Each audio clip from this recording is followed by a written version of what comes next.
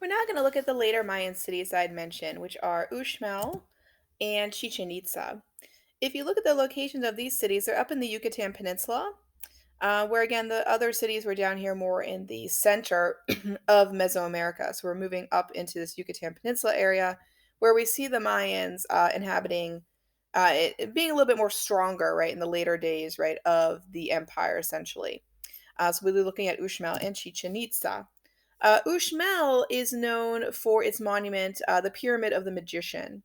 I had mentioned that I went to see Uxmal and Chichen Itza when I was 19, when I was still doing my undergraduate at George Washington. So I kind of did them in reverse, I joke. You know, so here you see me at 19 on the steps of the Pyramid of the Magician. So one thing I'll note, if you look at this picture, this is back in, I think, 97, people still walking up and down the pyramid steps, right? They'd laid a chain down the pyramid, right? And people were walking up and down it. This is not something you would see today, right? Modern conservationists are not going to allow traffic of this type on a pyramid any longer. So it's interesting, back when I was younger, this was thought to be something tourists should do and experience. And today it's like, nope, you can't do this. That's too much traffic and too much damage and too much wear. So be disappointed if you go to see these sites and you can't walk on them, because again, it's better for the monument that you don't, right? But you'll notice in the shot, what I wanted to get was its extremity of the verticality of these pieces and how small the stairs really are, because the Mayan were really compact people. They were kind of like me, like 5'3", pretty short, and so their center of gravity was lower. They didn't need their feet were smaller, right? They didn't need to have these giant steps. When we go there today, you can see tall people, especially, really struggling, right? They were struggling to get on these steps because, again, our bodies aren't built for this. So you get a sense of the real extremeness of the verticality. These are pretty scary to go up and down. I'm not going to lie, but you can get a real sense of that as you ascend to the top of the monument. The mythology behind the Pyramid of the Magician is that there was this sorceress, right, who lays this egg, and this dwarf magician is like hatched from the egg.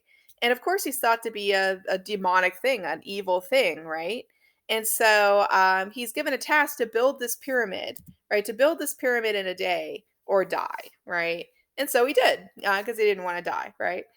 So again, we know that really this pyramid wasn't built by magic, but that's the mythology that the Mayans talked about.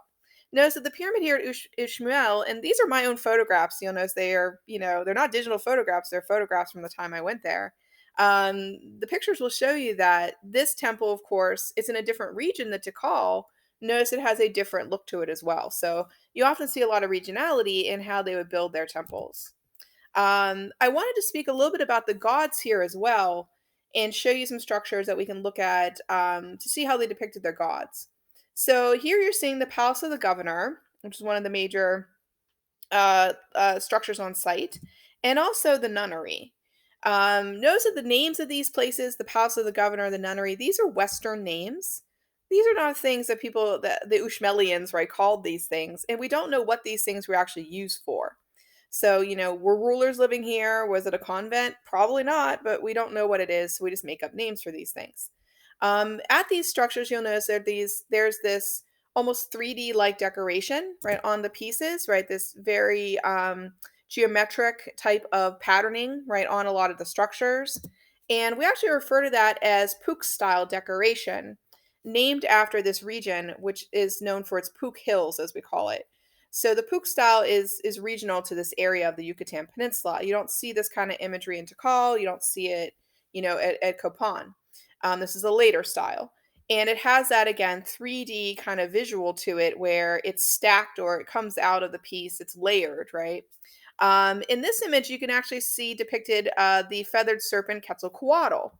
So in the center here, you'll notice there's this kind of feathery thing, and then these appendages that come out. This is the feathered serpent. So you'll notice this is how a god might be displayed, right, in the Puch style, and surrounded by all this patterning on all the other sides, right? Here you see the rain god Shock.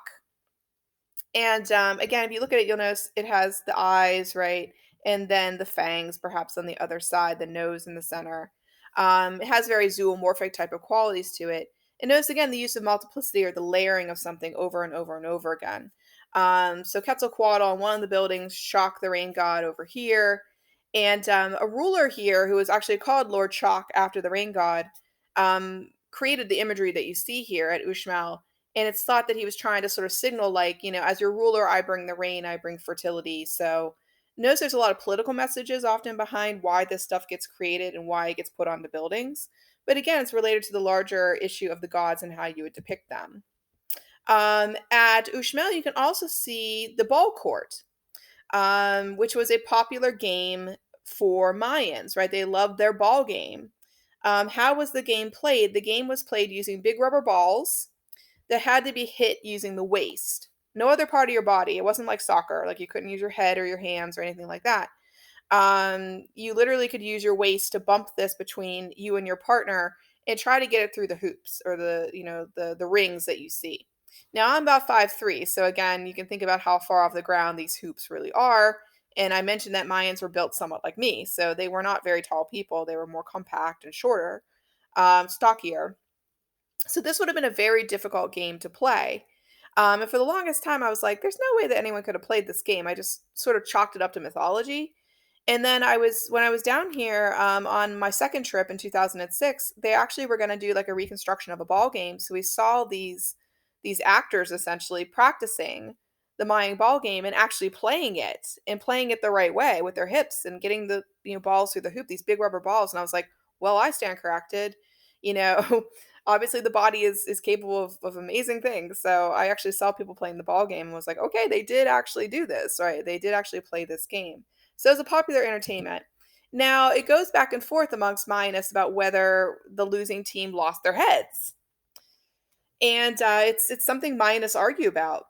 I'd argue that, in my opinion, I don't think you would kill every single losing team. The Mayans, again, were very directed about how they use blood, right? There are ideas about using blood. And so to me, they wouldn't have killed every, pair that died. That just would make no sense. But again, you'll run into carvings like you still see here at El Tajin at ball courts where it seems to depict that, yeah, they killed them, right? So again, people go back and forth on whether there was this killing of the losing team every time. And if you think about Shabalba, in the mythology of Shabalba, the twins actually had to pass through Shabalba, and to get out of Shabalba, they had to play a ball game. So again, the ball game shows up in a lot of the mythology of the Mayans, right? The last city from the Mayans I'm going to show you is Chichen Itza.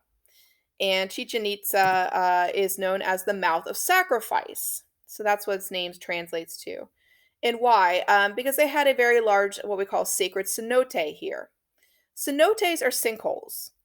So again, we live in North Florida, right? We encounter these kind of sinkholes as well here. And notice that usually underneath you see the sea flowing in under the limestone, right? So you often get these water effects, right, through the sinkholes in this area as well. The cenote at Chichen Itza is very, very large, and we know that things were thrown into it, right, as sacrificial offerings. Now, not people. I actually did a paper on this when I was studying Mayanism when I was in graduate school, and it's not people, right? What they would do is take everyday objects and they would make objects like a cup or something, and they'd make it in precious metals or something like that, and then they'd throw that in as an offering. So not people, but stuff. So when underwater archaeologists have worked here, they found all this stuff, right, that people threw into the cenote, right, as an offering. And cenotes are all over this region, as I mentioned, and so it's thought that bathing in them brings good luck. That they are special, they are sacred. So again, even today, if you go to this region, right, cenotes are considered, sort of a special thing to see. Here is the plan of Chichen Itza. You'll notice its main pyramid is the Pyramid of Cococan that we'll look at. And then they have a ball court, of course, and then an open plaza, right, where probably, again, different rituals were done and such. We're going to focus, of course, on the Pyramid of Cococan. It's the most well-known structure here. And so Cococan is the forerunner to Quetzalcoatl, or the feathered serpent. All right, so we'll talk a little bit more about that god. If you look at this temple, notice again that it's a little bit different in structure than Uxmal. So we think that each area really kind of modified their temples to local needs or local look, right? Again, this is a very flat region, so you'll notice it's a very elevated pyramid. It's very, very tall. Here I am, right, on the top of the Pyramid of Cococan.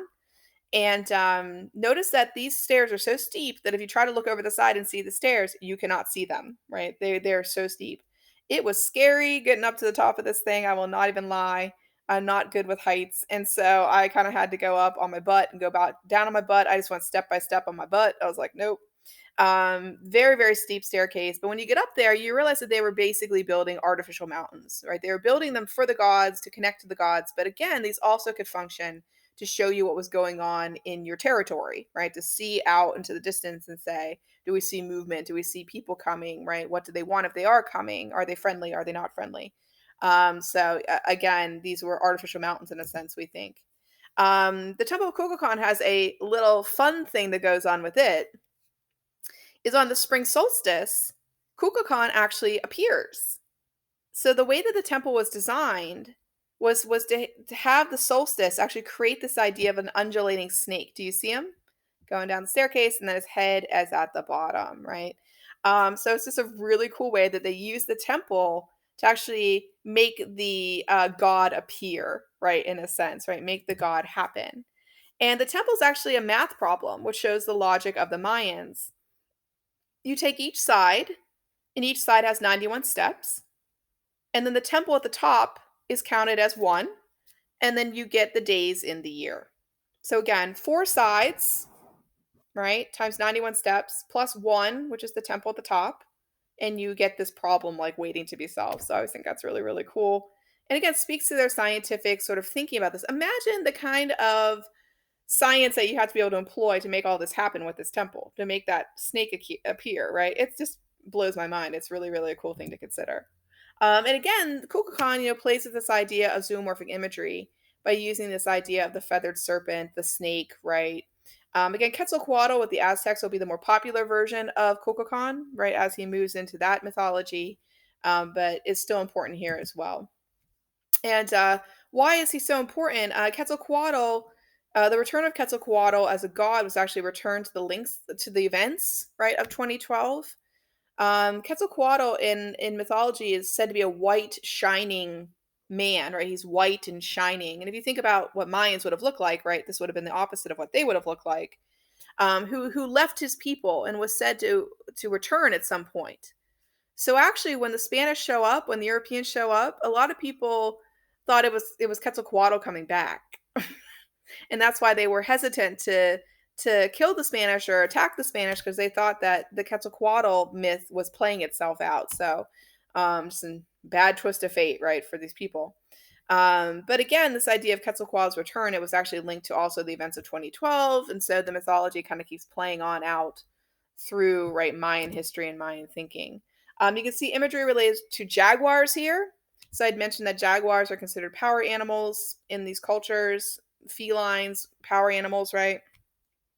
The red jaguar throne you'll see we think was related to the rulership class here. Whoever sat on the red jaguar throne was the ruler in a sense. So we think is something that they were thinking about. And another thing I always point out here is that if you look at the drawings of Frederick Catherwood, right, you can see what these monuments actually looked like before they were reconstructed. So Frederick Catherwood came along with some of the archaeology teams in the mid 1800s, as you'll note, 1842, and was documenting a lot of these sites before they were reconstructed. So you'll notice when we found these sites, they were very ruined, right? They had trees growing out of them. They had been, left to the ravages of time. But these images let you see, right, the way they would have looked and then how they look when they're reconstructed later on. Here's the astronomy tower, right? That we know they're watching the heavens, right? We can think a little bit about what they would have looked like when they were found and how they've been reconstructed and how we see them now as tourists.